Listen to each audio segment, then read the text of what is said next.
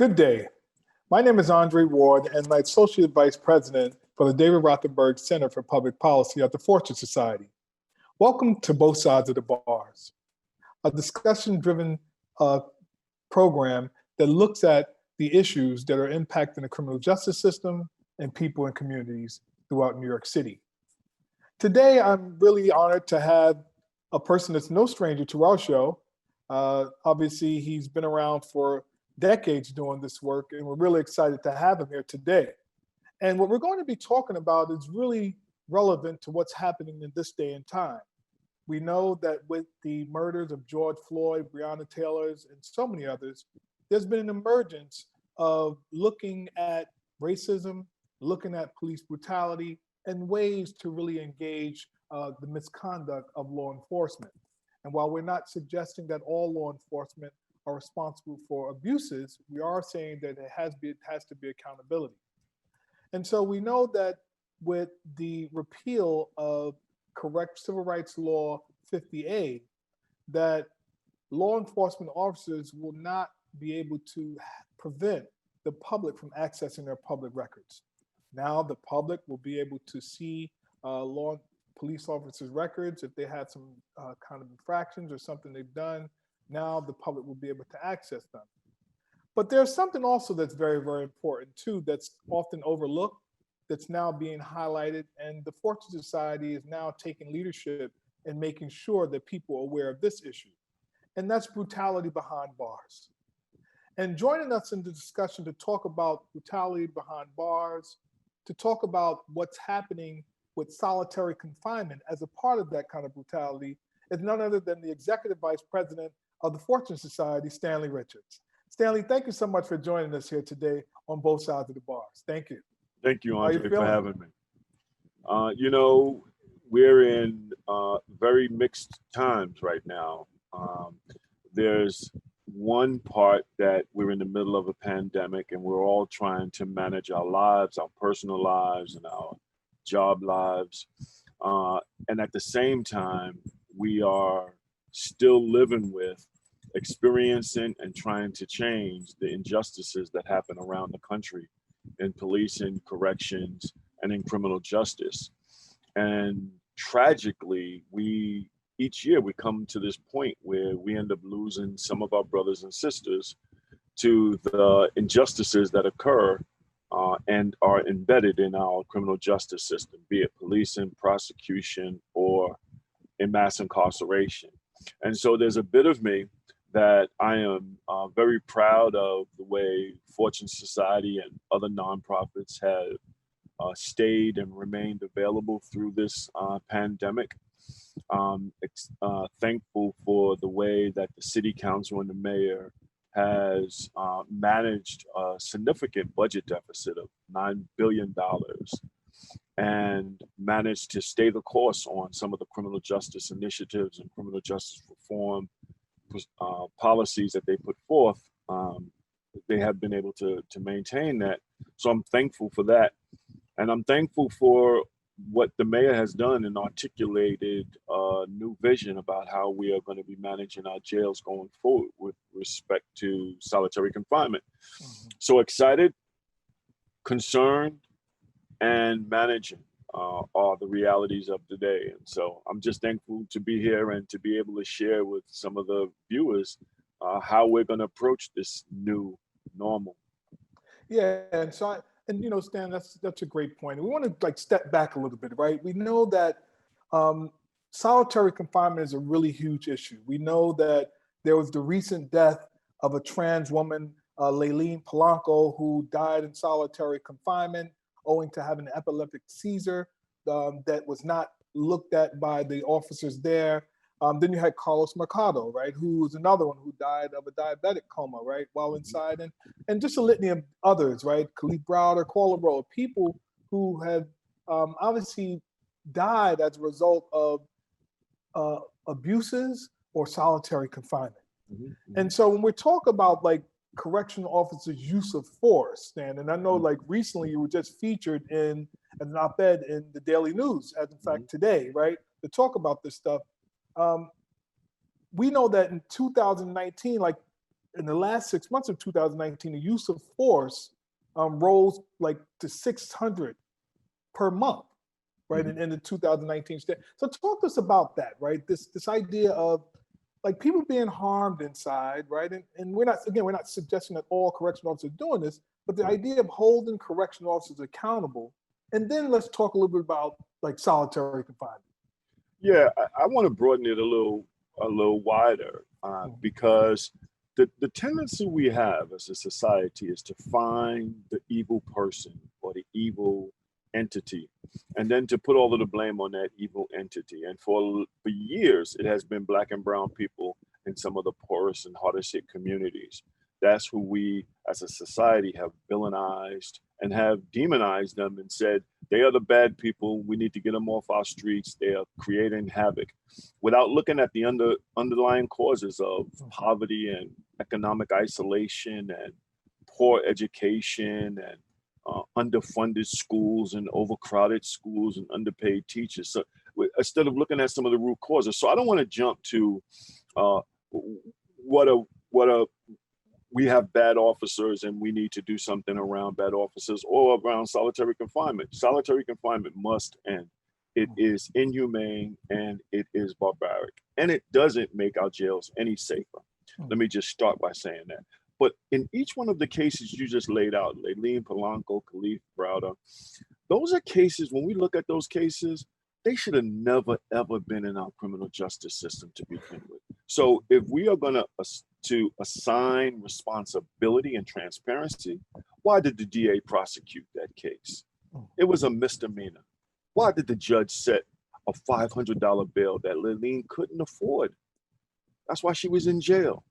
Why was Kalief Browder on Rikers Island for 3.5 years for being accused of stealing a book bag?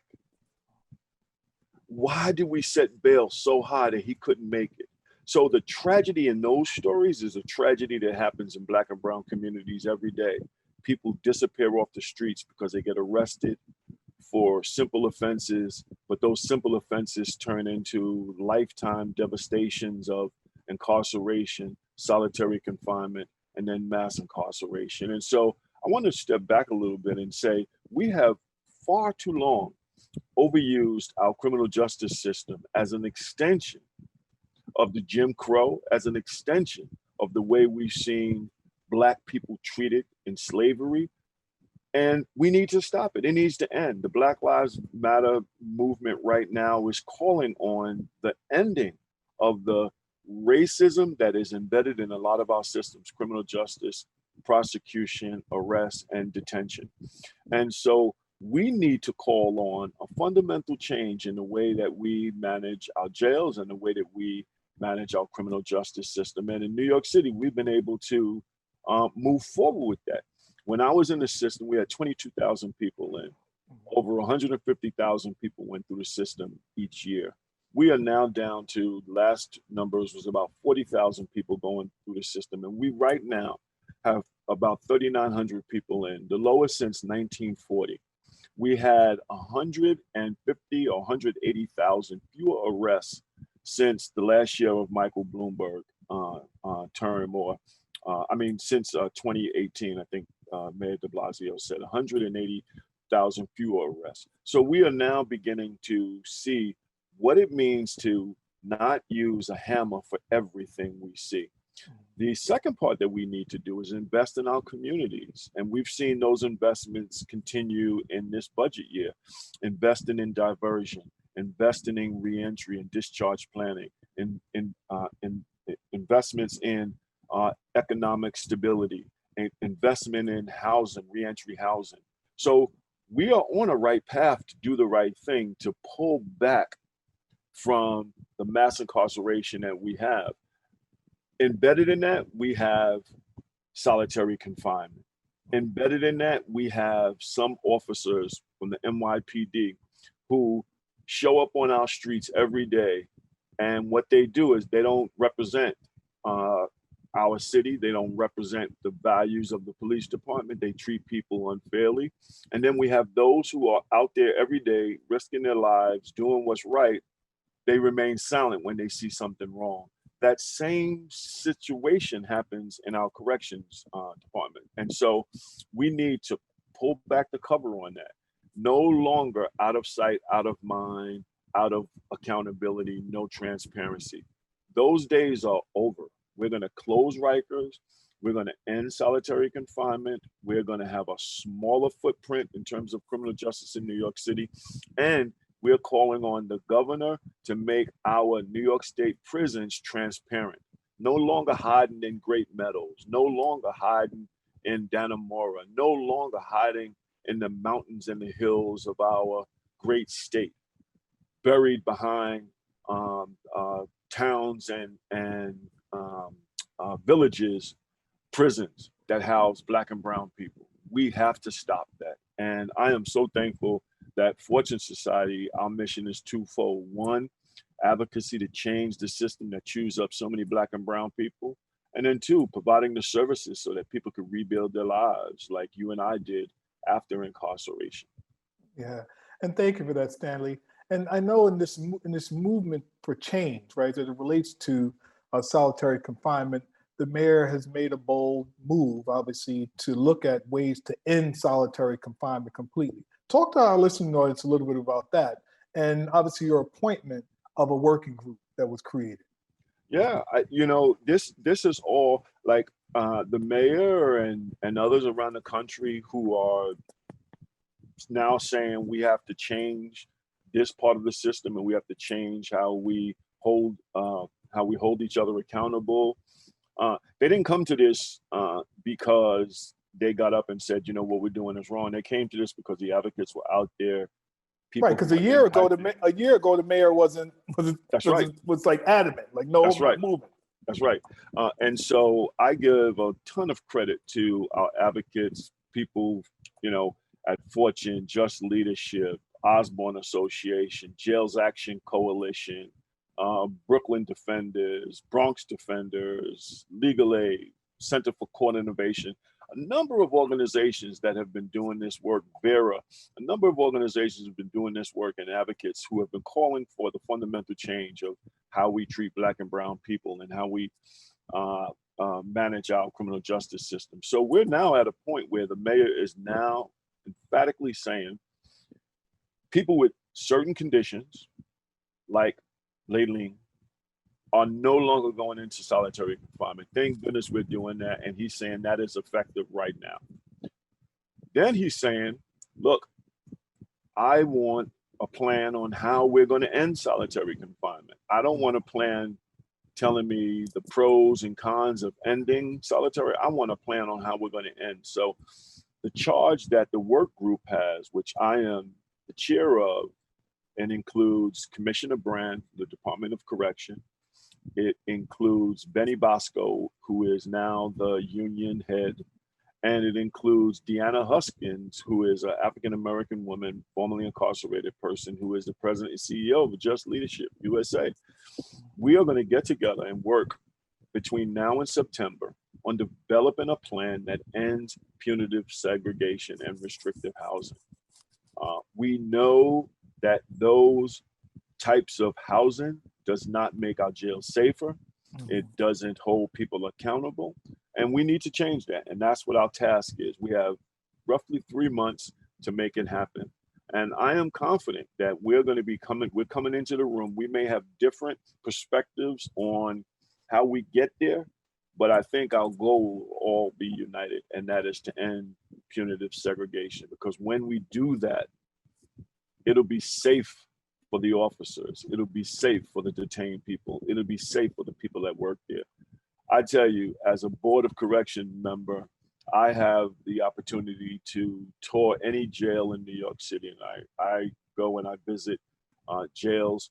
And when I go and visit restrictive housing units or solitary confinement, and you talk to the officers, those officers know it doesn't work. And you know why they know? Because they deal with it. They deal with it every day.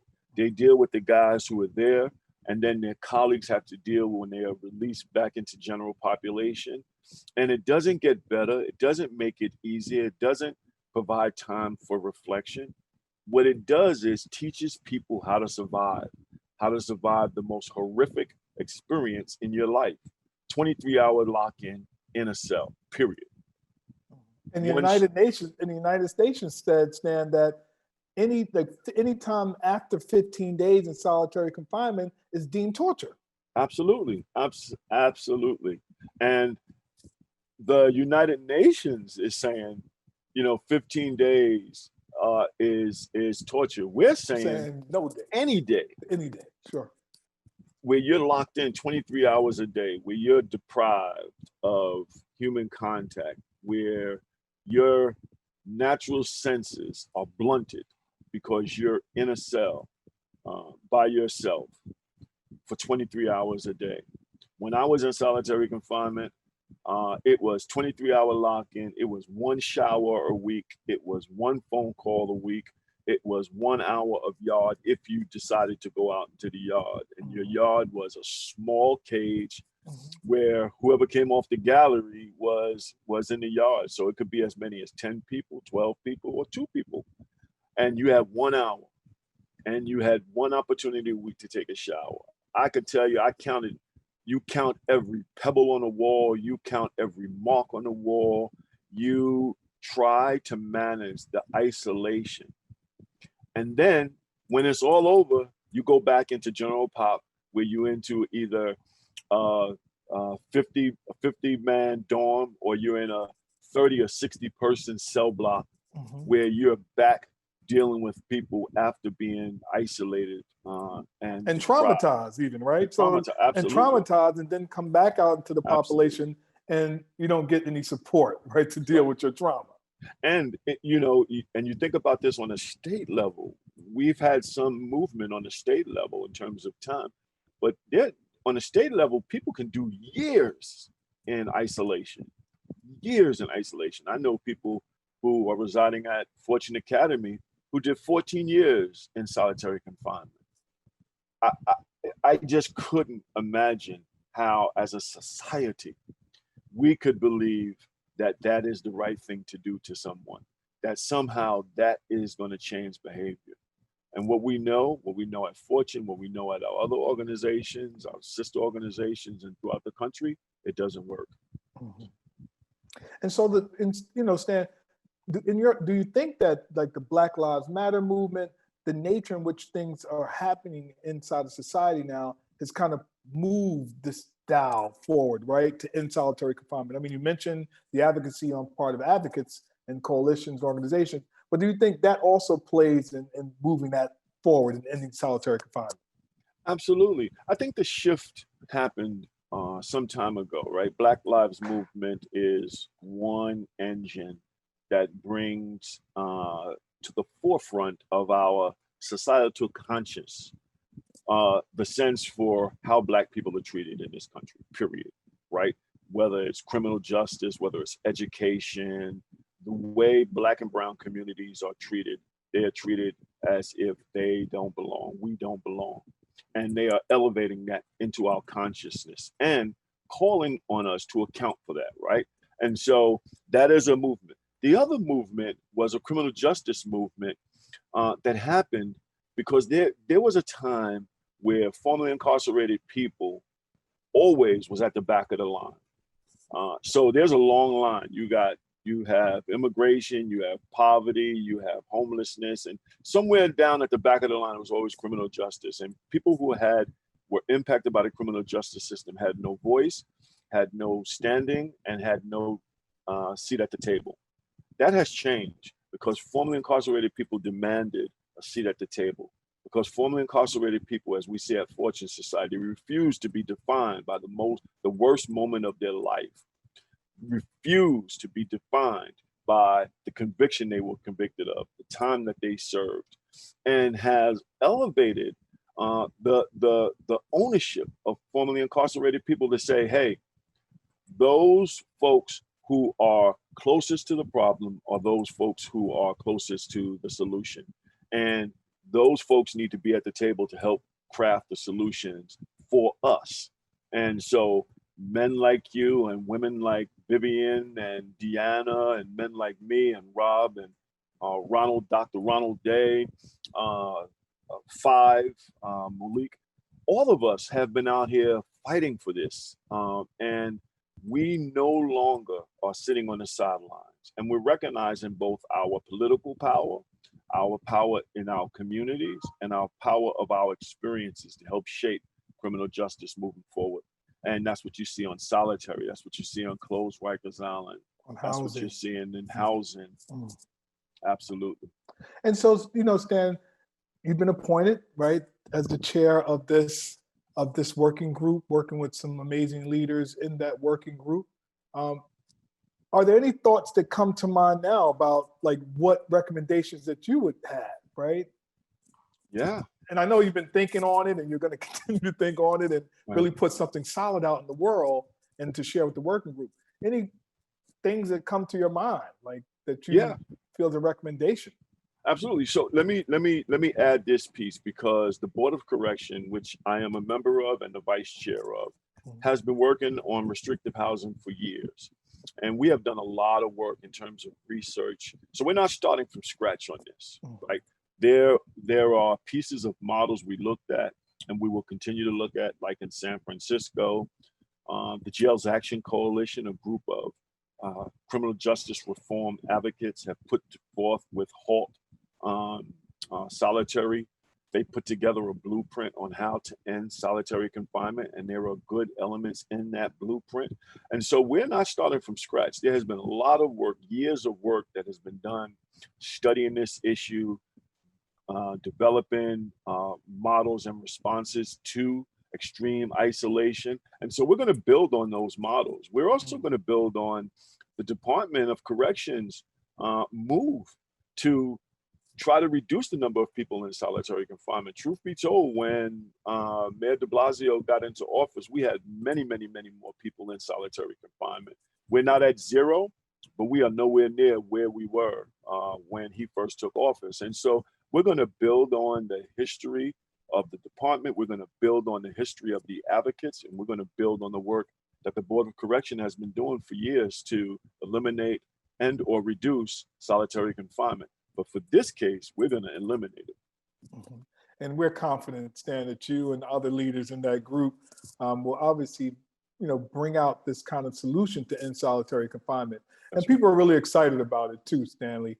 And I mean, are there any other like thoughts that you have around this issue? It's like, Stan, you're involved in these different spaces, partnering and collaborating with different organizations and different groups, right, to end mass incarceration, for example, right, and to decarcerate Rikers and to close Rikers even. Stan, what are some other thoughts you'd like to share and leave with our listening audience before we leave this segment of our show?